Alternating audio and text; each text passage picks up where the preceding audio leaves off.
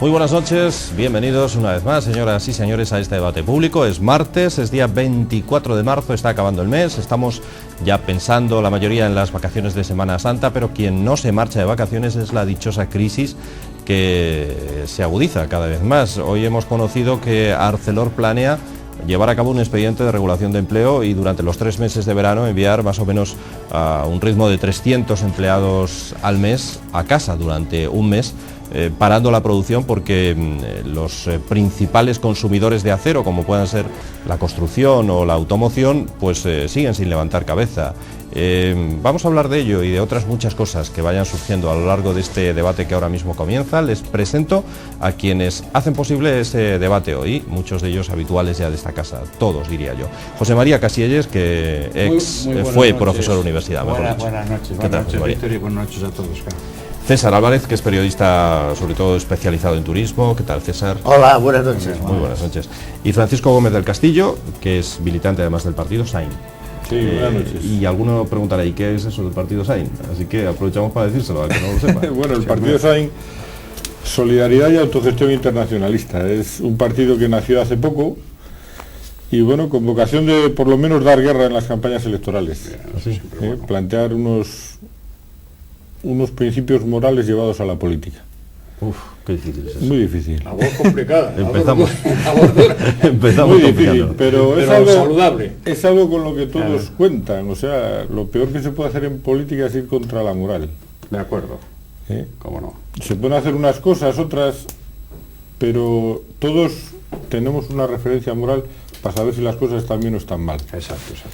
Y pensamos que esos principios deben ser los que guíen la actividad política como servicio a los demás. Fundamental. Claro.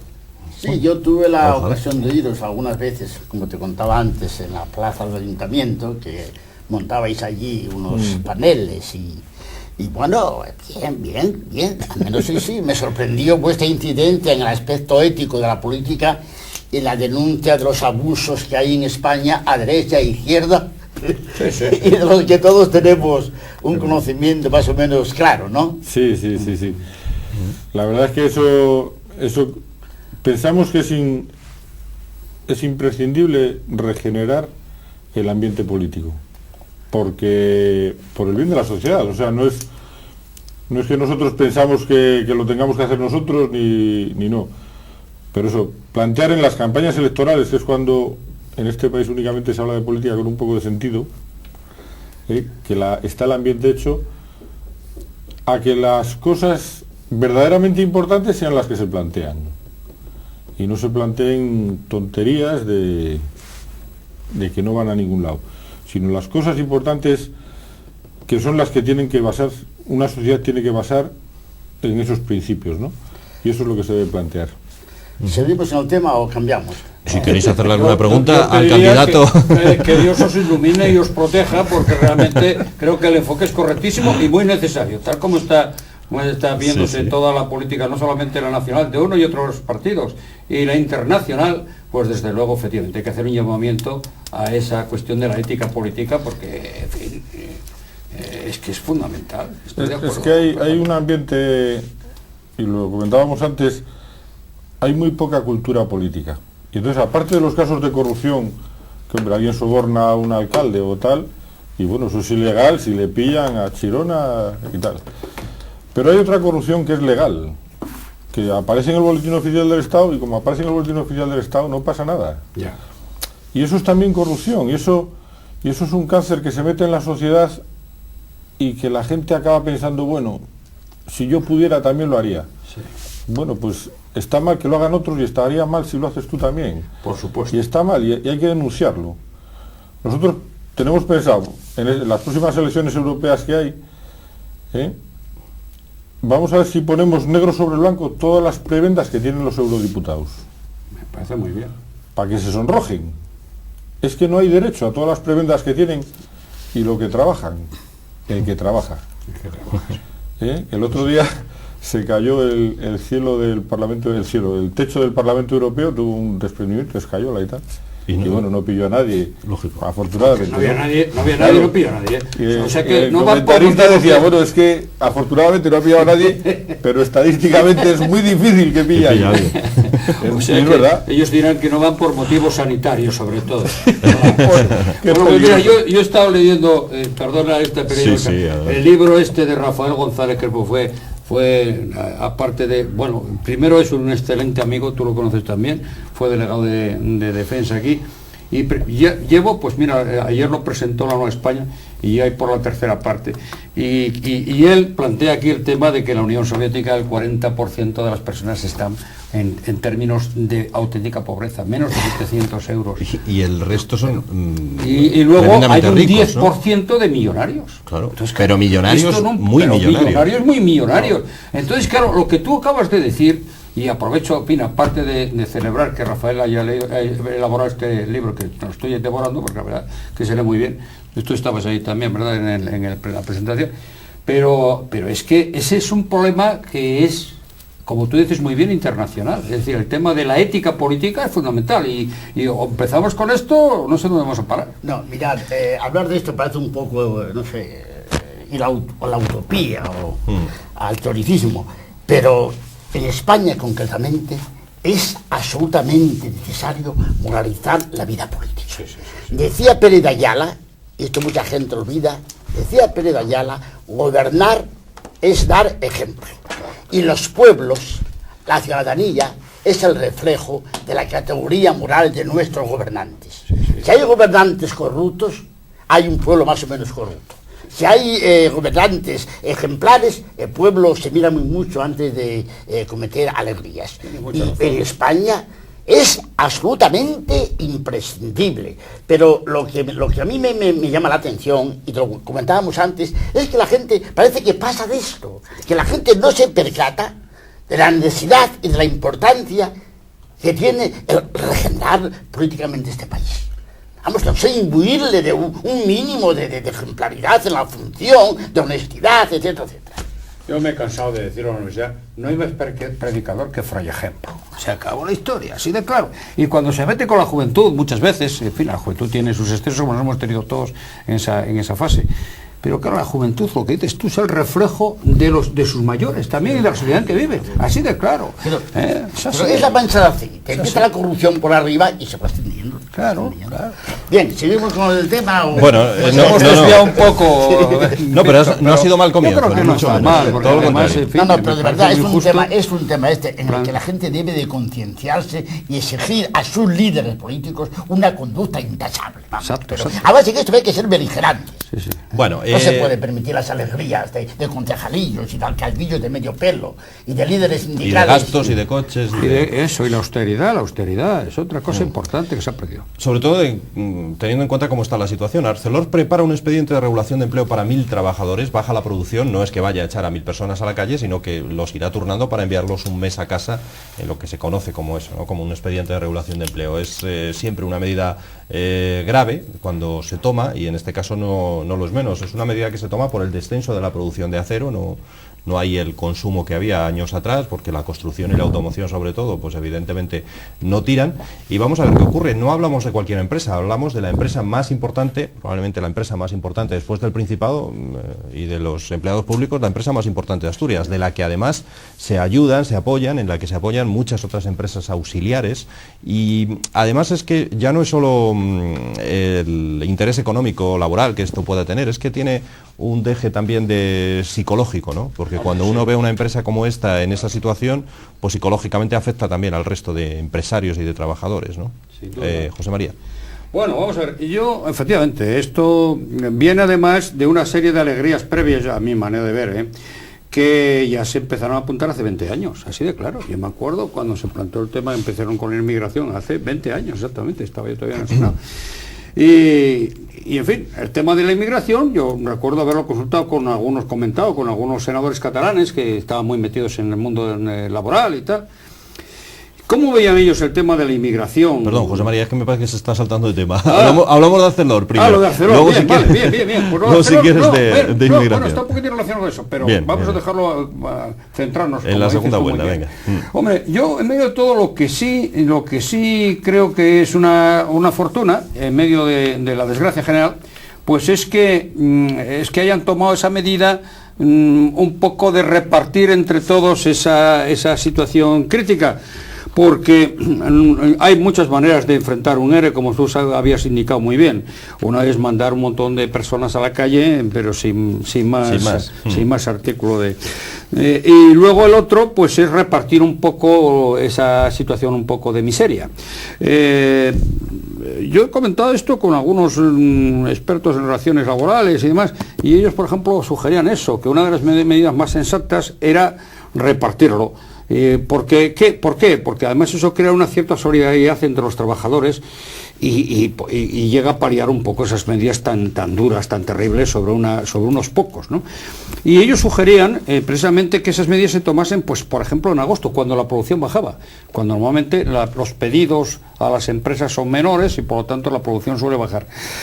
Hay esa solución, hay otra, la reducción de la jornada diaria, que por lo menos, oye, si ganas un poco menos también trabajas un poco más cómodamente, te reintegras, por ejemplo, a casa una hora antes, todos ellos, o lo que sea, o las alternativas también semanales, es decir, bueno, pues esta semana dejas de trabajar y las otras, por lo menos mejora un poco, podemos decir, la calidad, entre comillas, de vida, en el sentido de que, bueno, pues si no te pagan, lo que decía este de los rusos, dice, es verdad que no nos pagan, pero para eso no trabajamos, ¿no?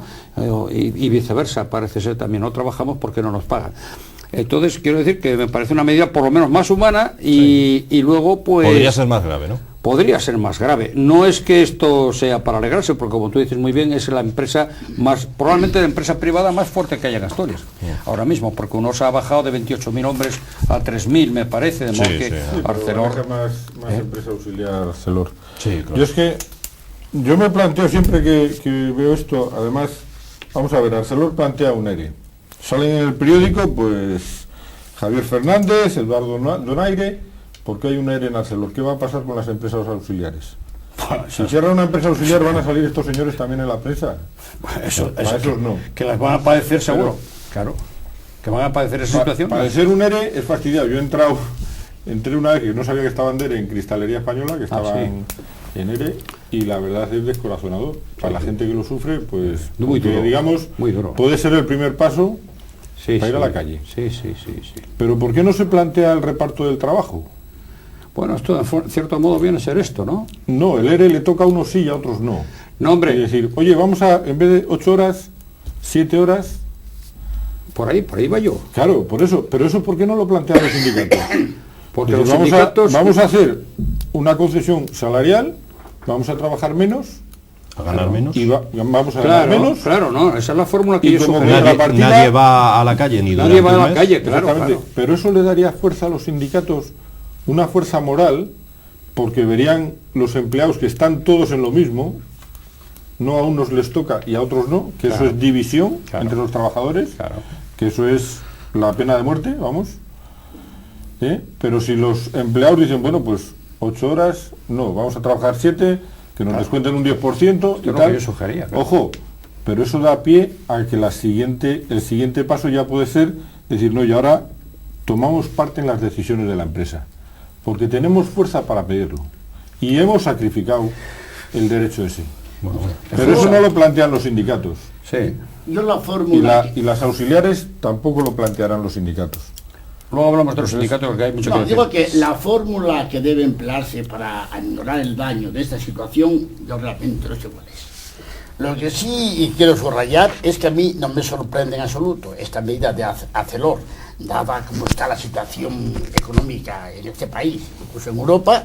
Estamos dentro de una economía global, esta es una empresa internacional y más que mirar por los intereses específicos de Asturias, obviamente está por proteger los intereses generales del complejo empresarial. Bien, entonces, punto primero, a mí no me sorprende esto, no me coge de sorpresa y me temo que ocurran situaciones otras situaciones parecidas a esta.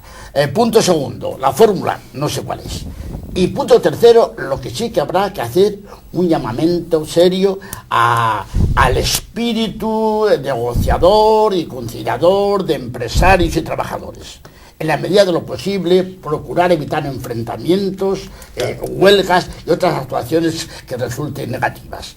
Es un momento delicadísimo para cientos de familias, y aquí habrá que hacer una llamada al sentido común, a la solidaridad, al tacto político, a la sensatez sindical, etcétera, etcétera. La situación es delicadísima y creo que todos tenemos de alguna forma que implicarnos en ella, claro, y poner de nuestra parte cada uno, incluso individualmente, en la medida de sus posibilidades, bueno, pues en buen sentido, para intentar, ¿no?, con el concurso de todos, paliar una situación tan grave. Sin duda ninguna.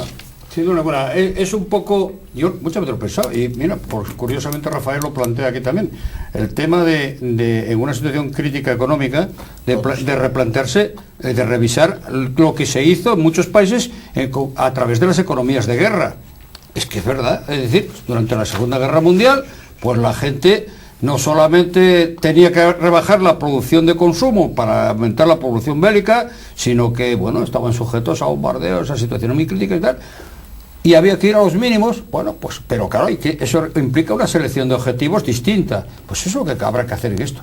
De todas maneras, mira, los sindicatos, yo la verdad tengo poca fe en los empresarios y la misma en los sindicatos. Los sindicatos se han organizado como una clase sindical que se representa a sí misma. Así de claro. ¿Por qué? Porque no tiene representación. Es así. ¿Cuánto? El 15% de afiliados tienen los sindicatos españoles. La quinta parte, dices tú. El 15%. El 15%, de la masa laboral. Ah, bueno, claro, fíjate tú. Y luego, claro, tienen una serie de privilegios que ellos mismos han organizado. Son los últimos en marcharse.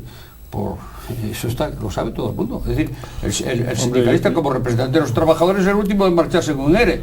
Entonces, bueno, pues, oiga, ¿usted qué está aquí? ¿Para defenderme a mí o para defenderse a usted? Entonces, esta es la duda que le queda a la gente, ¿no? Es decir, en el fondo, esto es otra faceta más de lo que tú planteabas de la ética política y de la ética social y de la ética laboral. Pues que hay que, en fin, hay que... Hombre, yo creo que quizá una de las víctimas de esta crisis, como no se anden con cuidado, sean los sindicatos. Bueno, muy difícil, tal como tienen sus contratos relativamente blindados, laboralmente hablando. No, pero si en una situación de crisis los sindicatos no dan la talla, se la juegan. Pero es que se la juegan. Pero hablé de sindicatos o de líderes sindicales, que es distinto. Bueno, líderes sindicales. Yo me refería más a los líderes sindicales. Bueno, los sindicatos son unas masas un poco amorfas, ¿no? Sí, aquí son los líderes los que están en una situación delicada, dejando de subvencionar por el gobierno, gozando de este privilegio de no ir al trabajo, etcétera, etcétera, ¿no? Claro. Yo creo que el problema de los sindicatos en España, más que contemplado en su conjunto, en su globalización, está en los que dirigen, en los que gestionan y los que mandan en esos sindicatos. Sí, y luego los procedimientos. Está clarísimo, como tú decías muy bien antes, que lo que no se puede ahora en una situación de crisis es a las barricadas y todos a la calle, y eso no va a resolver absolutamente nada. Pero claro, pero tienen que estar alertas, porque hay muchos empresarios también que a cuenta de la crisis pueden hacer lo que quieran. Claro. Espera. Son situaciones de abuso, sí. Espera, eso no. Pues, a mí me pasó... Sí. Y en una empresa multinacional es facilísimo poner una planta en crisis. Claro, pero vamos, eso no es más que contabilidad. Papel y lápiz y pim. En 2 meses esto está, hecho para cerrar.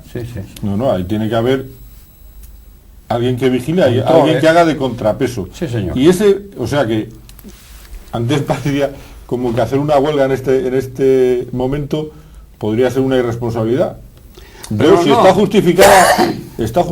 No, estoy de acuerdo. No está justificado todo lo que hagan los empresarios para salir de la crisis, o para no salir, o para beneficiarse. Los empresarios o la administración. Mira, ahora tenemos la huelga de la sanidad, el tema de la asistencia, eso es de urgencia, Una cosa que a mí me dejó, yo tengo 2 hijos abogados y no puedo por menos que preguntarles, oye, pero vamos a ver, ¿se puede plantear un mínimo del 100%? Esto es cargarse el derecho a huelga, así de claro. ¿Cómo un mínimo del 100%? ¿Pero quién es el que se le ha ocurrido esa genialidad? Vamos, bueno, claro, se argumenta que en urgencias no puede haber huelga y bueno, tiene que estar el 100% de efectivos. Bueno, entonces que lo digan por decreto, pero quiero decirte, entonces se ha cargado el derecho a la huelga en ese sector, así de claro. Bueno, otro misterio es cómo los médicos, sin embargo, atienden a los pacientes, parece ser, han atendido correctísimamente a los pacientes. Yo supongo que será una huelga más bien administrativa, burocrática, claro, sí, claro. Sí, correcto. Claro. Se están acumulando una serie de papeles. Al final claro, eso va a redundar también en el que se aumenten las listas de espera, probablemente. Sí. Pero sí, más burocrática y de papeleo que no de atención, al paciente, claro. Yo concluiría, aunque parezca eso, expresarse en un tono, no sé, teológico, sacerdotal, que la situación es muy compleja, y cada cual debemos responsablemente arrimar el hombro, sin en duda. fin, procurar que esto se solucione, por la vía más dialogante y más efectiva posible, ¿no? Sin posturas extremistas, sin salida de pata de banco, que sería tremendo que a los inconvenientes que hay en este país se unieran posturas radicales, posturas agresivas, sin duda. No, pero a mí es que no me gusta esa visión en cuanto que de colaboración y tal, porque yo creo que la sociedad no funciona así. Sí. Yo creo más bien en poderes y contrapoderes que se tensionan mutuamente. Yo pienso, esta crisis se ha comparado mucho con la del 29. La del 29, después de muchos años y de la guerra, salió pues el estado del bienestar moderno, digamos, ¿no? Sí. La época. Pero ante esa crisis hay unos poderes, digamos, de empresarios y tal, y un contrapoder sindical muy fuerte. Sí. Y dijeron, no, vamos a salir de esto, y bueno, sufriremos paro, sufriremos tal, pero después, o sea, tiene que haber unas contraprestaciones. Y salen, pues, una protección social, un estado del bienestar, que se consigue de ahí, de la actuación sindical. Sí. Y eso ahora no lo hay. Y no sé si tendrá fuerza para verlo. Yo lo que sugería antes, Francisco, no sé si me expresé adecuadamente, es que la figura del agente sindical o del representante sindical tiene que cambiar. No vale hoy el discurso violento y demagógico del pozo minero, sino que, oye, tendrán que tener economistas, tendrán que tener abogados y decir, no señor, porque a esto lo vamos a impugnar por esta vía y por esta otra. Es decir, ir a una tecnificación de la función sindical. Yo creo que eso es una cosa evidente y elemental, y que estamos donde estamos y que no podemos echar para atrás. O sea que eso tiene que ir de otra manera. No es un problema de chequera de horas de tal, no, es un problema de gestión técnica mucho más tecnificada, con economistas, con abogados, que los hay muy buenos y podían tenerlos allí, pues perfectos. Por ahí tiene que ir, no para privilegio de 4 espabilados. Y todos sabemos lo que significa espabilado en el ámbito asturiano. No quiere decir inteligente ni preparado, quiere decir listucu. Pues eso no es lo mismo ser inteligente que ser listo, correcto. No. Estoy de acuerdo.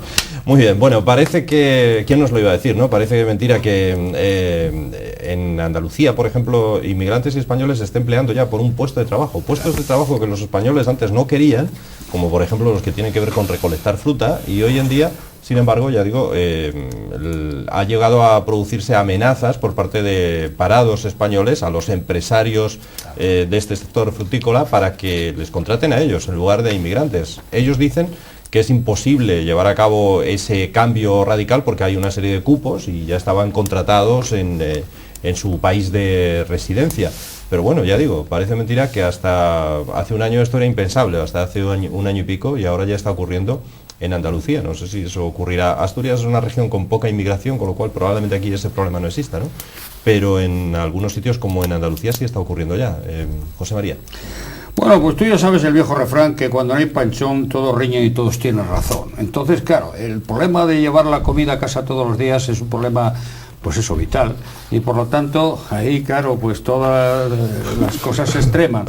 Yo lo que quería deciros antes, y en fin, indudablemente no era el momento, es que yo recuerdo que cuando se inició la inmigración con una alegría impresionante, la facilitación de la inmigración masiva, todo les parecía poco, porque claro, ¿Qué es lo que había detrás de eso? Pues hombre, lo que había detrás de eso está muy claro, era un abaratamiento de la mano de obra, sobre todo en determinados sectores. ¿Cuáles sectores? Pues lo que requería una mano de obra menos calificada, es decir, la construcción, la agricultura, los cultivos esos de invernadero que estaban para las flores, para las hortalizas en el sur, en condiciones además físicamente muy duras, porque aquello es una cosa muy seria, y entonces, oye, les vendían, yo hablé con senadores catalanes, y parecía perfecto todo aquello, y dije, oye, mira, yo creo que esto había que moderarlo un poco, ponderarlo. Esto estoy hablando de Felipe González, claro, del tiempo de Felipe González. Llegó luego el cambio del PP, oye, pues mi sorpresa es que seguían por la misma línea, y llega ahora este caballero, y poco más o menos. Ahora, pues están viendo el problema ya, porque claro, vino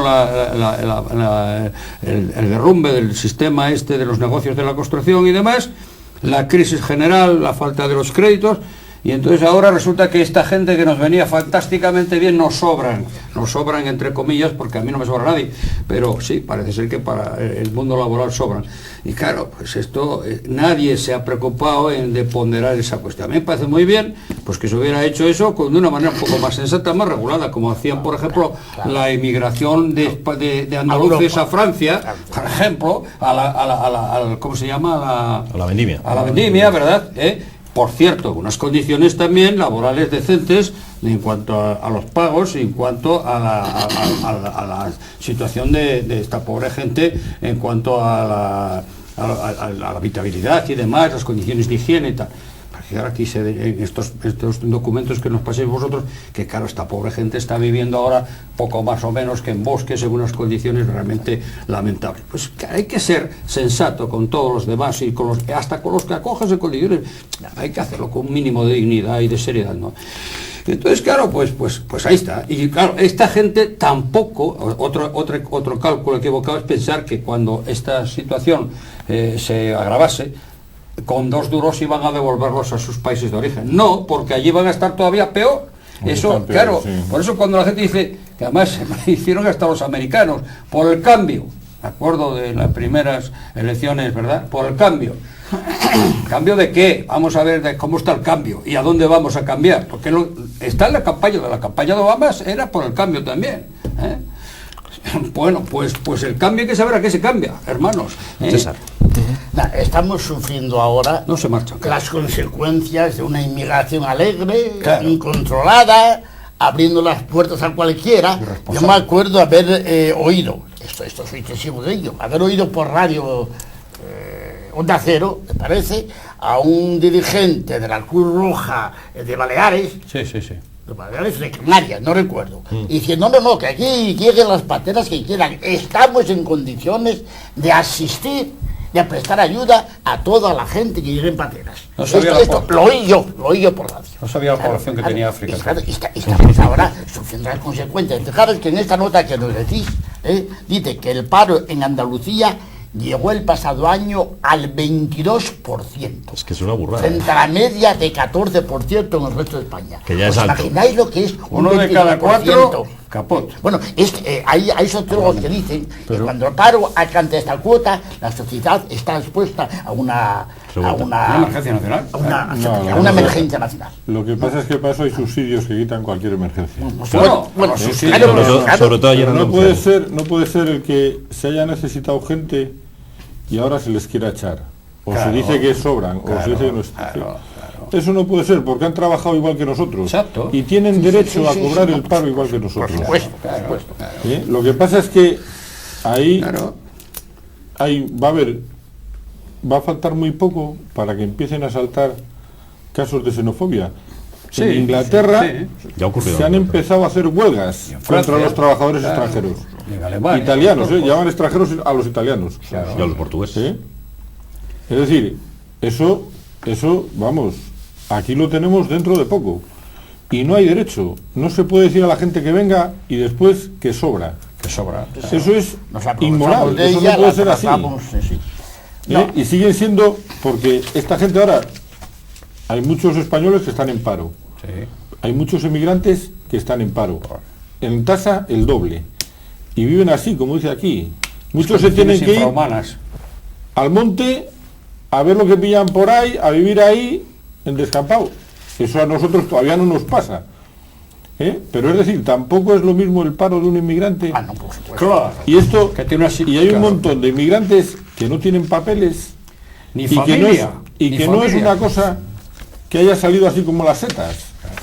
Eso se ha hecho a propósito para hacer presión sobre el precio de la mano de obra. Claro.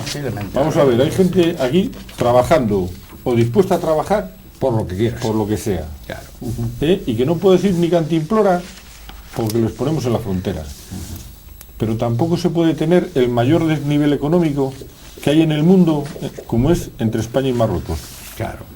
Eso no hay valla que impida que salten, porque es imposible. Entonces ahora se va a plantear, y con los inmigrantes, ¿qué hacemos? Con los inmigrantes, ¿qué hacemos? Pues repartir lo que hay. No, tenemos un Que no problema, hay otro remedio. Problema serio. Tenemos Problema un serio. problema serio, Producto de una responsabilidad y una alegría absolutamente desquiciada, Ha habido una a la que ninguno de los gobiernos de 20 No, años pero- para acá ha Pero tomado. en época de bonanza fueron los inmigrantes los que mantuvieron nuestro sistema de pensiones, Bueno, sí, que hombre. nosotros no fuimos Sí, capaces de pero mantenerlo. ahora ellos tienen también derecho a los beneficios del sistema, claro, de sanidad Por y de supuesto, tal, claro. por Pero supuesto. tú estás seguro que fue así. Yo a este dato que tú apuntas no le doy mucha fiabilidad. Repito que hay que hablar con elementos, digamos, científicos para opinar, ¿no? Pero que hayan sido los inmigrantes los que salvaron nuestra seguridad social. Ve, y tengo mis reservas. Bueno, ante una natalidad tan baja como la española... Pero, claro, pero, en España todavía había una mano de obra no totalmente ocupada, había paro en España. O sea que los emigrantes no acabaron con el paro de los españoles, sino que, no sé, Yo creo vinieron, a incrementar la tasa de paro. O sea que... No, yo creo que abundando lo que decimos aquí, pues es ¿hasta qué que una punto? inmigración controlada y sensata, pues muy bien. Ahora, una inmigración absolutamente descontrolada y sirviendo nada más al deterioro efectivamente de la retribución por una mano de obra que se presta a todo, pues eso es muy grave, claro. Y Además, eso- ten en no, cuenta pero es que los no sé- gastos, sobre todo en sanidad, en atención Ah, bueno, sanitaria, esa es otra los cosa, gastos claro. que generan esta inmigración incontrolada. Es tremendo, es que vamos, esto es No, algo... no, los gastos son bastante menores que los que ocasionamos los españoles. Bueno, Es sí, decir, sí. nosotros Bueno, ocasionamos sí, bastantes más gastos sanitarios Sí, sí. que los emigrantes. No, Pero entre otras cosas, hasta aquí Pues llegan somos jóvenes. la gente sana. Son más jóvenes. Pues Sí, sí, los son más mucho más jóvenes. jóvenes, claro. Pero O sea, viene que por gastos sanitarios, enfermedades Pero endémicas, sí. no, lo que sí es cierto es que en muchas ocasiones por Enfermedades. la agrupación Enfermedades. familiar han traído a parientes ya no tan Exactamente, jóvenes, a que parientes, sí han hecho uso de la Pero seguridad social. pero eso es evidentemente. mínimo, hombre. Eso es mínimo. Sí, Nosotros eso somos una población envejecida que gastamos en sanidad muchísimo más que lo que pueden Sí, gastar eso los es verdad, emigrantes. sí, eso Pero es vamos, en probablemente, comparación. sí, Eso es cierto. Sí, sí. Ahora, En comparación. claro, sí. Yo lo que creo es eso, que se debía de haber pues regulado racionalmente es obvio, las claro, condiciones, claro. en fin, que la gente viniese con un contrato, con una preparación mínima, No, con- en fin. lo que hay que hacer es regular las condiciones para que venga el que quiera, pero no vengan obligados, porque la realidad es que están obligados a venir.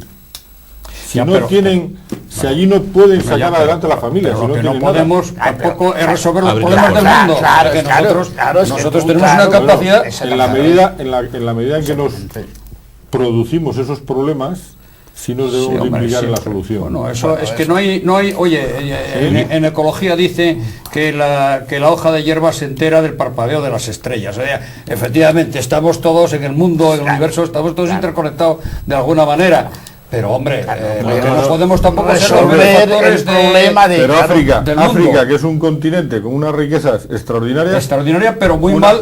pero una muy mal. población Sí. bajísima, Sí, sí, pero muy mal administrada porque tienen unos directivos que son más gandules que los que europeos que casualmente- fueron a explotar que África. casualmente Que ya trabajan les para zumba, nosotros. ¿eh? Que casualmente Bueno, trabajan para nosotros. Este debate, esta tertulia, este hombre, debate también.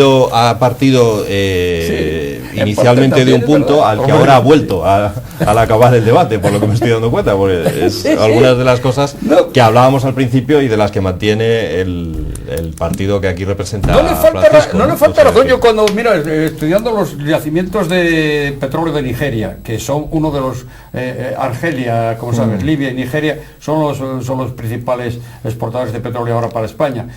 Pues efectivamente, las condiciones, tienen una renta per cápita altísima, pero lo de todos los países tercermundistas, muy mal repartida. Pasa en Arabia Saudita también.